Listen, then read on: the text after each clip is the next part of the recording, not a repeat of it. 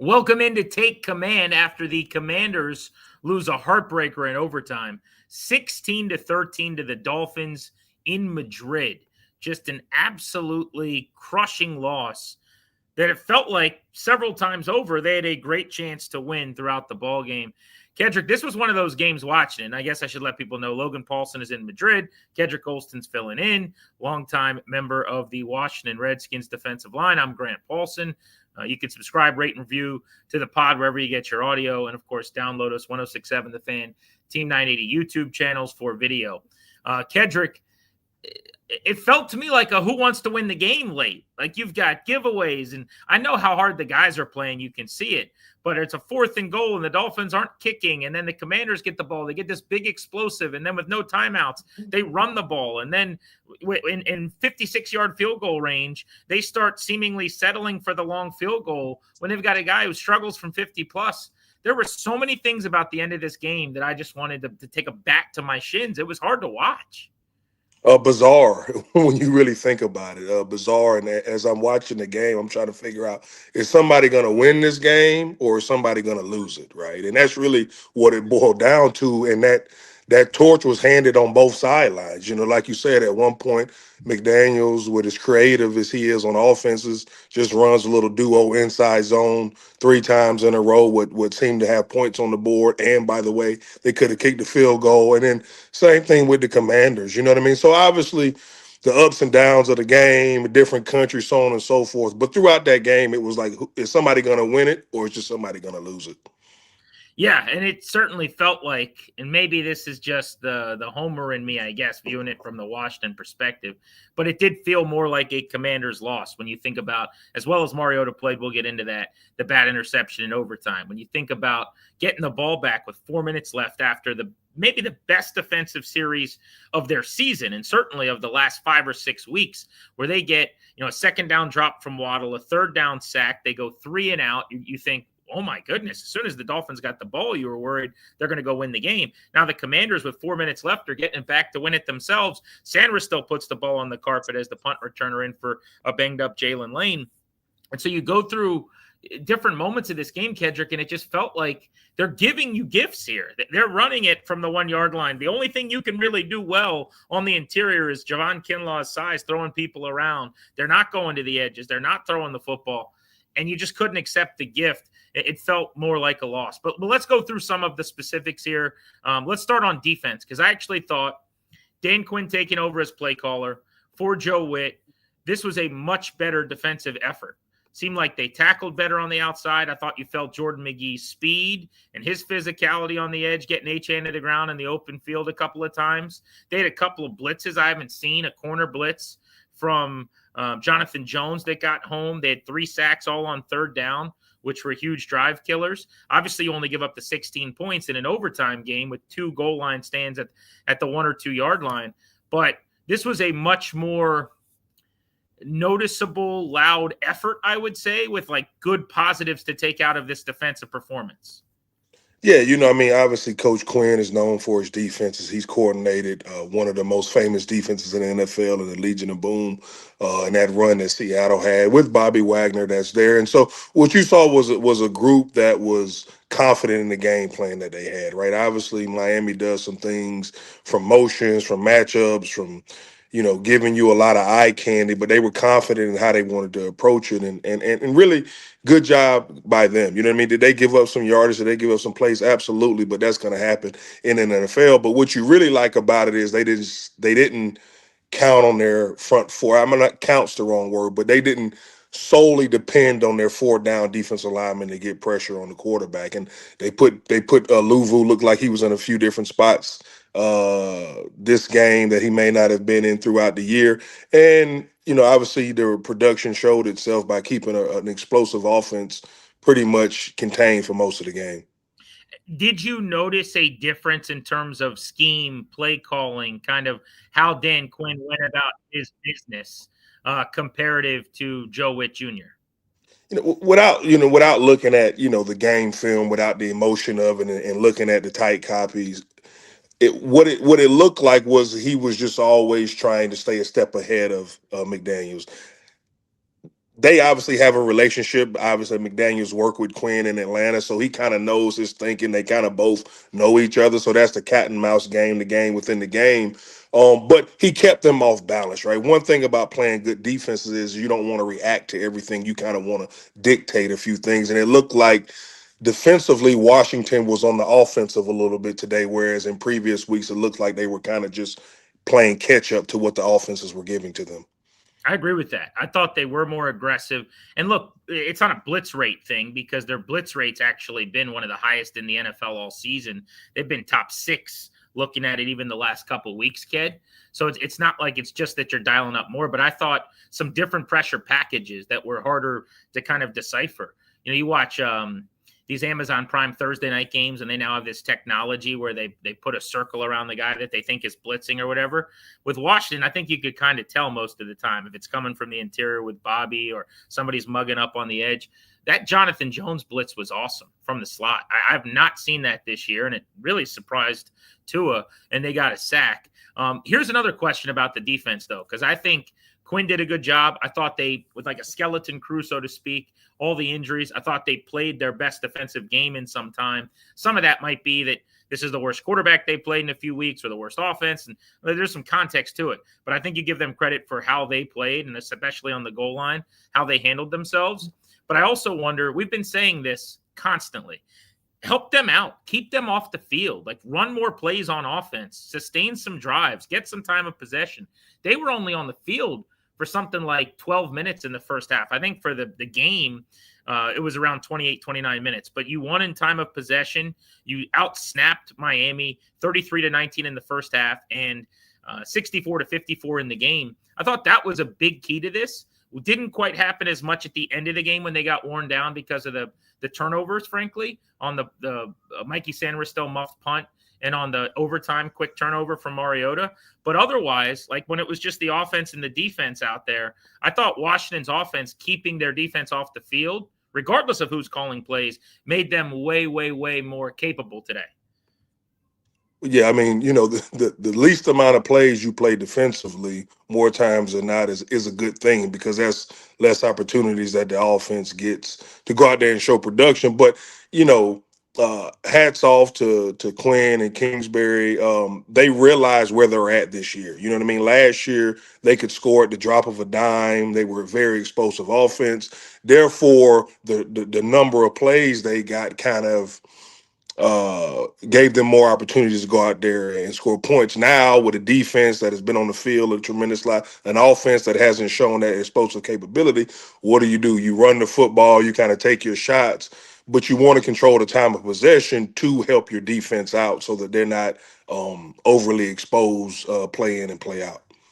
Kedric Golston in for Logan Paulsen on Take Command. We give you 3 episodes every single week. Logan will have a film review on the game on Tuesday. We'll have a film preview every Thursday of the upcoming game, and we'll do more of a bigger picture deep dive into both sides of the ball on the season because the bye week now looms in this Thursday's episode, but we'll get you multiple episodes in the bye week as well. So make sure you keep it locked in to Take Command. Right now, we're breaking down the Commanders and the Dolphins from early morning Sunday Madrid kickoff to the NFL Week 11 slate. We'll get into the Madrid element of this game in a bit, but finishing up on the defensive side, a few things.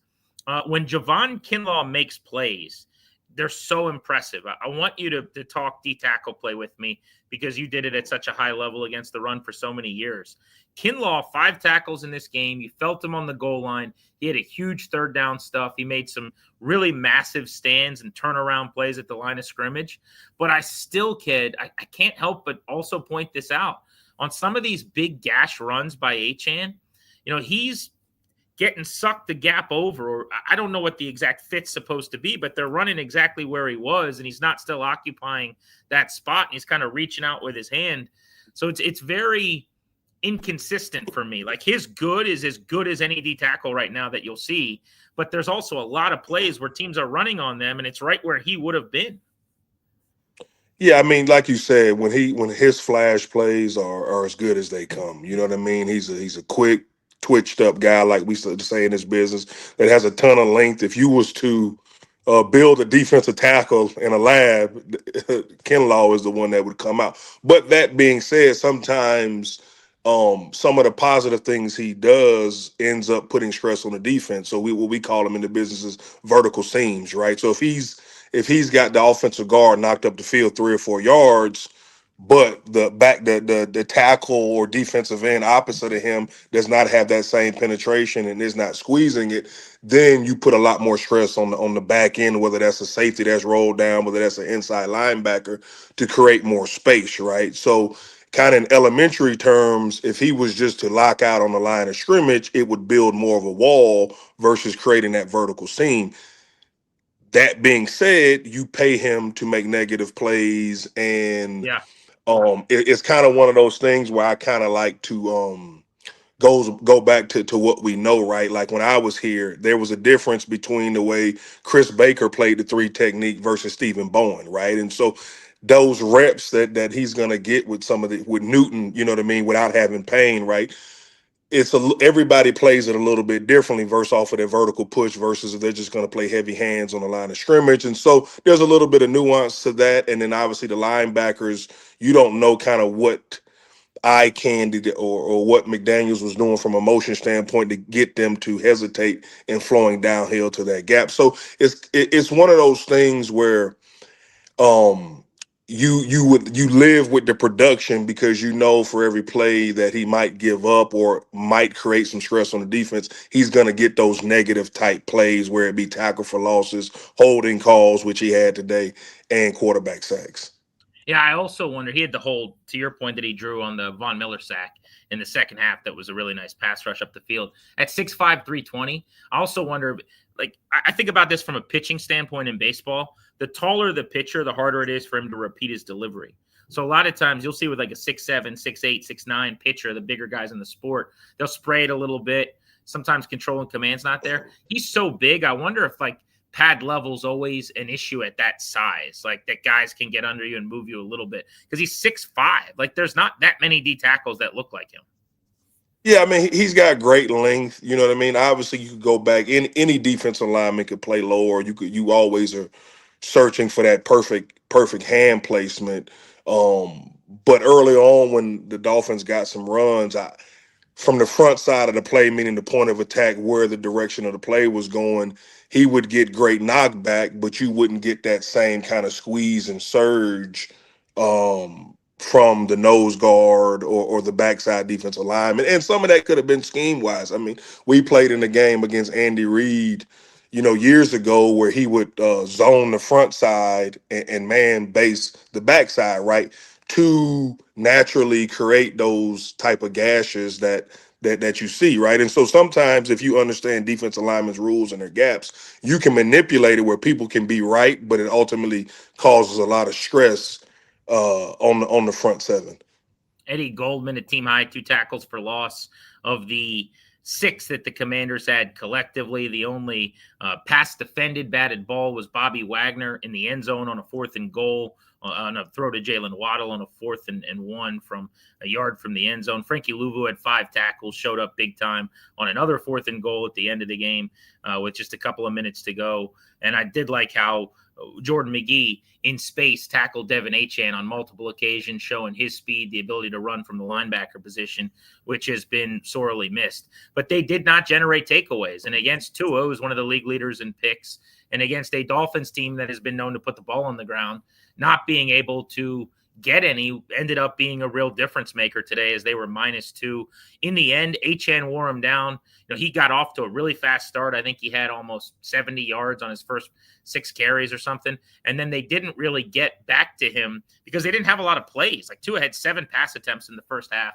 As I said, they only had 33 plays total. Most of the second quarter, Achane had only a carry or 2 because they just didn't have the reps, the snaps. But 21 for 120 on the ground. He went for 45 through the air. So we expected a big Devin Achane day against this defense, and we got it. One thing that you see now, and I know they don't have Dietrich Wise and Dorrance Armstrong, and they're missing 4 defensive ends, Javonte Jean-Baptiste among them. They're struggling to set an edge, Kedric. Like every toss is a problem. Every stretch run feels like it hits. How do they fix that going forward? Because the secret's out, and teams like Miami kind of abuse him in that way early today. Yeah, I mean, the kind of the new thing in the NFL has been these condensed splits, whether it be with receivers or tight ends or fullbacks, right? And so, they look really similar to a bunch, right? But it gives, uh, not linebackers, it gives tight ends, receivers a really good angle on those edge defenders, right? I can think of one where Preston Smith, that I know really well, had made a living setting edges, right? Just doesn't have the angle or the surface to go out there and to stop the offensive player's body to set that edge, right? So as soon as he gets that, when I say outside in contact, meaning from the ball, right?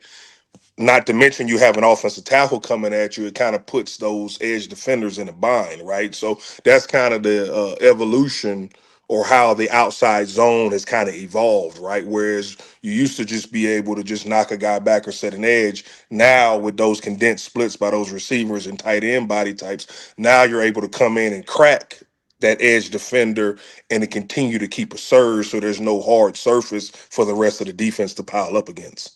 They did a good enough job. It felt like on Jalen Waddle, who came in, one of the hottest receivers in the league. He had 3 for 52. He did have 2 pretty clear drops in this game as well. Would have been more like maybe 5 for 65, but even still, comparative to what had been happening against the top receivers they were facing, I think you'll take that. Looked like Mikey Sanders still got bounced outside again in this game. That's been a big question, right? Last year, Sanders still was so good. He was an outside corner. He was drafted in the nickel out of Michigan. They thought he was going to be this, player on the interior. And then because of injuries, they basically pushed him outside. He ended up starting with that Bengals game, really taking off and becoming one of the better young outside boundary corners in the league. This year he's been back in the nickel. It's been a real struggle. It's a tougher position to play. Kedric, you could expound upon that. But after the Lattimore injury, couple weeks ago, everyone said, okay, well, maybe they'll move him back outside. And they didn't. They brought in Jonathan Jones, let him play outside, kept Sanders still inside. Well, now you subsequently lose another corner for the season in Trey Amos. So both your outside corners are gone. So they didn't have a choice but to move Sanders still back outside. And it feels like his rookie year all over again. I know today, very obviously with the lost fumble on the punt, he's going to be in the fan doghouse again, so to speak. But at least defensively, felt like getting back to what he did last year, he was able to do some decent things. Yeah, I mean, that nickel spot, it takes a special type of player, not only in the passing game, but you're really counted on in the run fit and some of the crack replace reads like we talked about with the outside zone. But, I dumb it down just to say that if you're outside, you're only really covering one side of the field, right? You have the sideline as a 12th defender, right? So you can only get so many routes with so many route combinations. Whereas when they put you in the slot in that nickel position, now you got bodies coming from all over the place, right? So you can't really cheat on leverage outside of understanding what the defensive call is and understanding how offenses are trying to attack you. So it's kind of one of those positions where when you find somebody that can do it at a high level or at least understands it so that it can give some of that flexibility with different types of blitz packages and paths, you want to have that. But like you said, with the injuries that they had really to their defensive line and now their secondary, they're just trying to keep this thing patched up. And so Coach Quinn obviously has a lot of faith in him knowing what to do and going out there and trying to at least compete while he's doing it. All right, so let's get to the offensive side of the ball. Kedric Golston is with me, filling in for Logan Paulsen, who's in Madrid. Grant Paulsen with you on Take Command, breaking the Commanders and the Dolphins down shortly after the end of a 16-13, really disappointing and disheartening overtime loss for Washington. I want to start the offensive conversation with the sequence at the very end of the game, kid, because I was so baffled by it, and I want to know if it made any more sense to you. So it was 1st and 10 from the Miami 40-yard line with basically a minute to play after Washington was able to get a huge catch and run from Jacoby Jones on what was his first play and contribution of the season as a wide receiver off the practice squad. And it felt like, okay, you're going to have this like heroic moment from this guy kind of out of obscurity. He has this catch and run for 25 yards wide open, ran a really good kind of like a stick route. It looked like he was running inside, whipped it back outside. It's called a whip route. Yeah, whips it back outside, and then he comes back outside for 25, catch and run, right? First and 10 from the 40. They run the ball, no problem. Time is ticking, though. There's 57 seconds left. They get 2 yards to the 38. They don't snap it again for over 23 seconds, it looks like. This is one of the fastest teams in the league in terms of getting plays off. They go from about a minute to 25 seconds, 57 seconds at the 2-yard run. Their next snap is with 25 seconds to go, and Mariota throws incomplete on a near interception at Chosen. So now it's 3rd and 8 with 22 seconds left, and they go for it all on this deep shot on a post down the field to Chris Moore. So now it's 4th and 8 from the 38, and they kick a 56-yard field goal. So you're talking about from 57 to 15 seconds remaining, 42 seconds. They ran 3 plays and they got 2 yards. The chances of them winning, if you look at the numbers, 1st and 10 from the Miami 40 have to be astronomical. And then they kind of squander it over 3 plays with a guy who's made half as many field goals as he's attempted this year from 50 plus, and they settled for 56 like they got Brandon Aubrey on the sideline. What am I missing? I think if you rewind it even back a few plays like that, Mike McDaniels, the Dolphins head coach, was calling his timeouts, right? Understanding that the Commanders probably would score. And so how much time would his offense have to go down there and score? So I think they got, obviously, all speculation, right? And to your point, after that big play, we're thinking, we're just going to get a few more yards, kick a field goal, where it didn't work that way. But to the point of only running 3 plays in 45 seconds, the fear would be that they would give the Dolphins the ball back with time left on the clock and that they would have to defend, right? So it seems in this modern, really analytical type space we're in football that they wanted to try to milk as much time off the clock so the defense wouldn't have to go out there and just kick the field goal, right? But to your point, there's obviously a lot of detail to that with a kicker that has been inconsistent at best, especially on some of the longer kicks.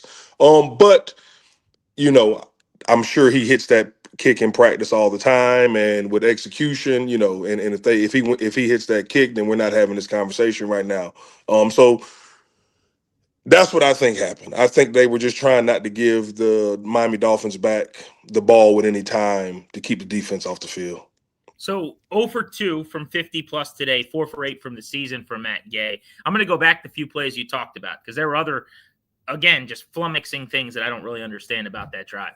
So they get the ball 1st and 10 from the 3 after the goal line stand because they get a loss of 2 on Gordon, knock them back from the 1 to the 3. And then on 1st and 10, deep drop into the end zone for Mariota. He throws the shot in the middle of the field to Deebo Samuel. Couldn't tell the route concept from TV, but maybe like a deep over or dig or something. He's standing flat-footed, makes the catch, turns on the burners. He goes and gets 28. So they're up to the 31-yard line. 26 seconds goes off the clock. They got no timeouts. Drive starts at 1:41. There's 1:15.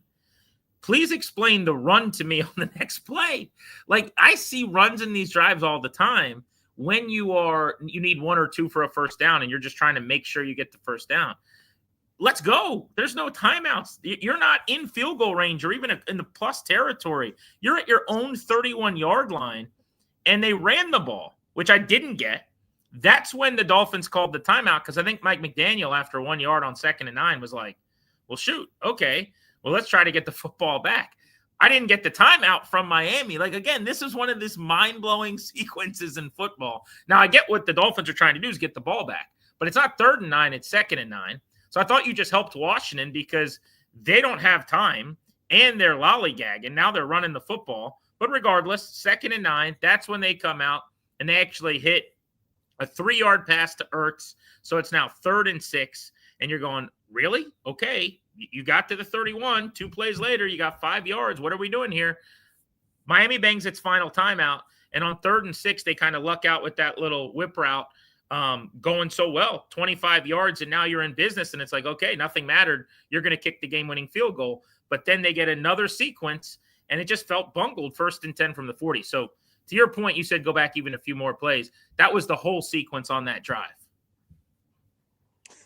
Yeah, sometimes Are you when like things me at all where you're watching going like, this is craziness. Like, this game is drunk. I Yeah, couldn't. I mean, like you said, throughout really the whole game, to me, the international games are really cool, the spectacle, but it's kind of got an eerie feeling to it, just based off of I really can't explain it. I don't know if it's the crowd noise or whatever the internet So feel true. is, It's but so it's kind of got this different kind of feel. That being said, it was bizarre. Uh, that it didn't really seem like everything was kind of fitting the way we would expect it to fit, to feel if that game would have been played in Landover at 1 o'clock, right? Of how teams was going to go about going through these type of sequences and stuff like that. So I think sometimes you can outsmart yourself. Obviously, Coach Quinn and McDaniels are really competent football coaches. They know what they're doing, right? So they have all these things going through their head, but when they don't work out the way that you would think they should work out, then now we talk about it, for minutes and days and hours at a time. Um, so I really don't know what to say outside of, um, with the coaches upstairs, maybe they saw something that thought they could, they had the numbers to run the ball right. They obviously didn't want to turn it over right there, and they had been doing a good job with Rodriguez and Merritt all day, kind of running the ball when they needed to. So maybe they just wanted to kind of establish some of that physicality that they had shown earlier in the game. Look, and I know, okay, you're a former player. It's so disrespectful to when people say things like, "Oh, it looks like nobody wants to win the game." I know that's not a real thing, and that's not how it works. And the players are working their asses off. But it did, from a coaching standpoint, to me at points. You're going.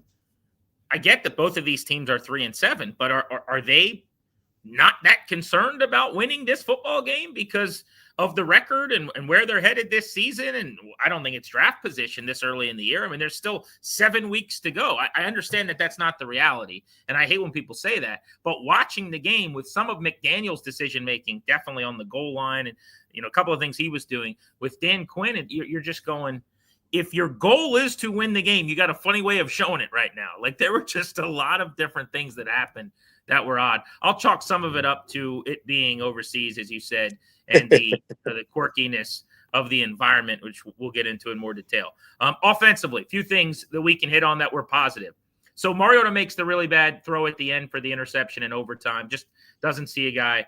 But I thought, for the most part, I know that's a game changer. He was really good again. Ends up 20 of 30 for 213, a touchdown and a pick. If you're grading him on the scale of a backup quarterback, that's a pretty excellent showing. If you're grading him on a normal quarterback scale, that's a very, very solid, winnable outing. You can win a lot of games playing that way. He rips off a run in this game of 44 yards to go along with what he did as a passer. Here's an interesting stat that I think Commanders fans will be surprised by. The 5 longest runs by a Commanders quarterback this season, Kedric: 44 Mariota today, 25 Mariota against Dallas, 22 Mariota against Atlanta, 22 Mariota against the Raiders, and then Jaden Daniels long of the year, 18 against the Bears. Their 4 longest runs have come from Marcus Mariota. He can operate as a runner as well, and he did that today. Costly pick in overtime. You can't say because of that it was a winning outing, but otherwise I thought he did everything he could to give them a shot. Yeah, I mean, like you said, I mean, he played well enough until he didn't, and one play doesn't win or lose you the game, but in that situation, overtime, um, it's tough, right? Because it looked like the right read, but just poor ball placement, right? That ball has to be out in front of Ertz, and he knows that as good as anybody, and you just cannot have turnovers like that in overtime. Believe it was the first play of offense, right?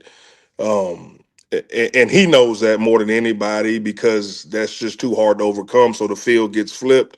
The Dolphins come down with all the momentum, and they kick the field goal to win. So yes, did he play well enough to win?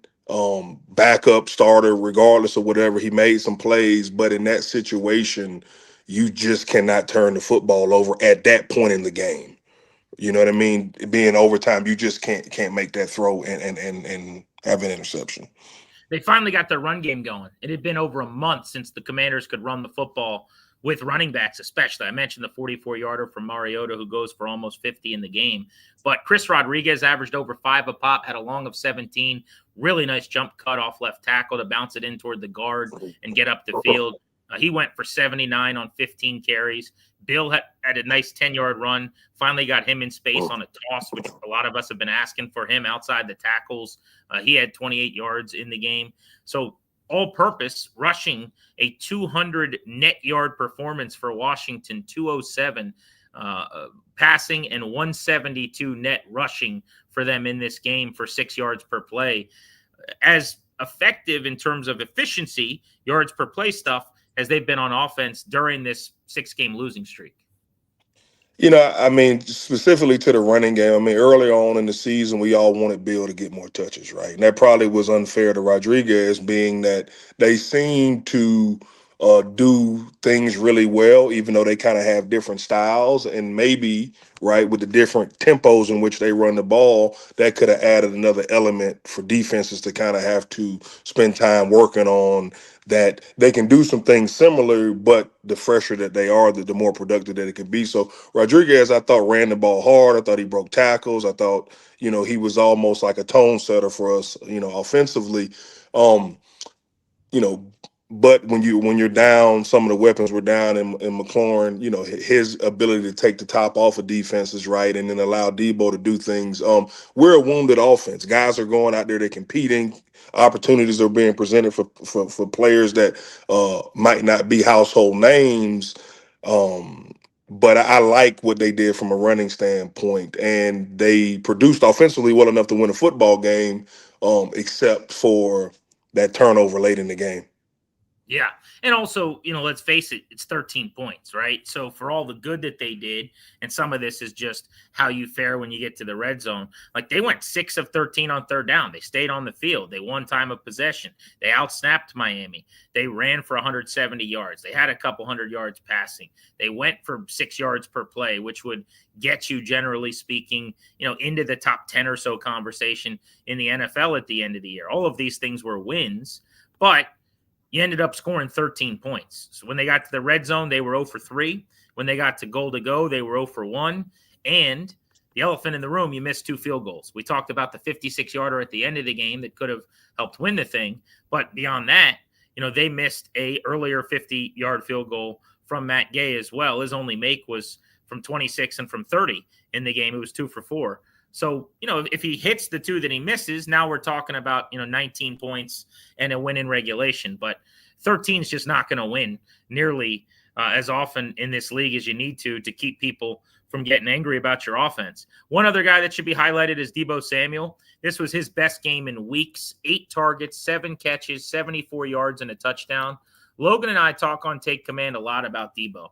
Deebo is not a separator. Debo's not one of these guys who's like going to route you up, right? He's not just a traditional receiver who's going to go like break you down and get open with footwork or something. But at his best is what you saw on that touchdown. Get him the ball around the line of scrimmage with a full head of steam, let him get downhill like a big physical running back, and then, let him bob and weave and kind of decipher things at the second and third level. And that's exactly what he did for that 20-yard touchdown catch and run. But this was a lot like what we saw against the Chargers, against the Falcons, against the Giants in week 1. This was Deebo at his best, the reason they gave up the 5th-round pick and went and got him. Yeah, I mean, Debo was always been classified as a football player, right? They could line him up in the backfield. They gave him jet sweeps. They throw him bubble screens.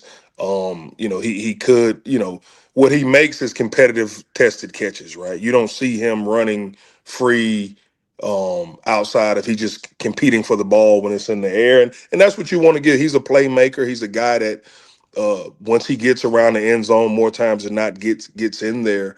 But he's battled some injuries this year, right? There's been inconsistency not only in games from a rep standpoint, but practice, right? And so when a player's battling injury, you don't, everybody just thinks about, oh, he only missed 1 game or he missed 2 games, so on and so forth. But you might be talking about in the midst of him battling injury, playing, not playing, missing, not consistently practicing for a number of reps. Somebody would miss out in a month from a route running, from plays, from the quarterback getting him the ball. Man, that really I believe is the more significant thing, especially that, it happened kind of in that early, and now we're kind of in that midpoint of the year, right? So hopefully, he's coming out of that and he's getting healthy. I'm not gonna say at the right time, but a healthy Debo Samuels is a guy that you can still win a lot of football games with. So hopefully some of those injuries are behind him, and now they can just start moving forward with him day in and day out in practice, so that they can he's going to be available, to be able to scheme up ways to get him the ball, so that we do see him rumbling down the field, scoring a lot of touchdowns for the Commanders. Kedric Golston, Grant Paulsen on Take Command here. Here's a question. You played so long in the league and practiced for so many years. Every single week, it feels like Zach Ertz is getting a false start penalty. And there's been weeks where he's got a couple of them. And he's such a smart guy, and he's so intuitive and cerebral. It just stuns me. Could that be a factor of him missing so much practice time? Like, they give the veteran rest days and the NIR stuff, non-injury related designation. If you practice a lot less, does that show up in procedural penalties, or is that a too easy an excuse and it's just a concentration thing? Like, how does that happen for a guy like him so consistently? I mean, Zach is a future Hall of Famer, right? He's going to go down as one of the best tight ends ever to play this game. He's obviously a super veteran, right? And so I'm never going to say somebody doesn't need to practice, but that being said, you want to be able to conserve his reps for the game, right? Because obviously, the older you get, the longer it takes to recover. Um, you know, in his situation, I don't know him personally, not making excuses for him, but it could just be as simple as just a loss of concentration in that moment. You know what I mean? And if that's something where, he feels as though, him not hearing those cadences in full speed in that full speed environment in practice he needs to get, then I'm assuming him and Coach Quinn will get that together. And sometimes cadences get thrown off with movement and motion, and he did have the offsides penalty or the false start today. I don't know if there was any movement, any motions, any shifts, or so on and so forth. But sometimes cadence does change off of that. But he's played plenty enough football that you don't really worry about him as far as the non-reps affecting him from a procedure standpoint. It's just, it really boils down to just a lack of concentration, or sometimes you just so badly want to make a play, right? Like that, this is the play that we've been repping. We got the look in practice. The ball's coming to me, and you just, jump the gun a little bit. Much better job today overall. 6 penalties for 31 yards for the Commanders in this 16-13 overtime loss to the Dolphins. All right, so I'm going to give a couple things I want to see, as we move forward here, / just that I think they need, and then we can close it out with your thoughts on maybe what you feel like they're missing when you watch or what you want to see. But, speaking of Ertz, there was a play, and I thought he played well today. But he had this nice catch middle of the field where he immediately went into a baseball slide as if they're conserving time. And I'm going, bro, you could run for another 15 yards. I'm not saying you're Travis Kelce in his prime and you're going to run away from everybody. But there's 2 defenders you could split and keep going, and they tackle you from behind, and you're getting another 10, 12, 14 yards. But that is kind of what he is. He is very valuable, and he's reliable, and he's a third down war daddy, and he can break dudes down and get open in the middle of the field. But he's a catch and fall guy. They need someone after the catch at that position next year with some speed that can push the field vertically. And I would say the same about receiver. The Debo stuff's kind of designed. The touchdown was on a center screen. You got to get him moving downhill, as I said. But especially with the injuries, it's been exposed. Terry coming back will help for sure when and if that happens, and hopefully throughout all of next year he's on the field. But they need more twitch. They need some wiggle. Like Achane, I know he's unique and elite, and there's very few guys like him in the league, but they got no one that makes it look like that. Chris Rodriguez, every blade of grass is earned, and he's a battering ram, was going helmet to helmet with people in the trenches. Bill runs 1,000,000 miles an hour, and he's very exciting player. Was very high on him early, and I think he'll get back to doing good things. But they need weapons and speed. And I don't just mean on offense. I would say both sides of the ball. Linebacker, they need to get faster. So I watched this game with Miami, and it just shows up at points.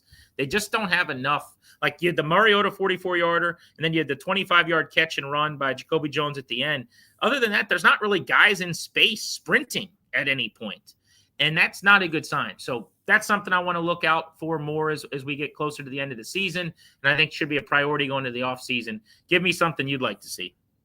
Yeah, it's funny you pointed out the urge play because I thought the same thing. Obviously, he's a super smart player. Maybe he thought the safety was closer than he was, but I definitely thought that him catching that ball, great ball, him running full speed, maybe he splits those two guys. Who knows? I believe that was a hard tackle for the secondary. And Coach Quinn has talked about playing with speed and more and like you said, more twitch on both sides of the ball, offensively, and defensively.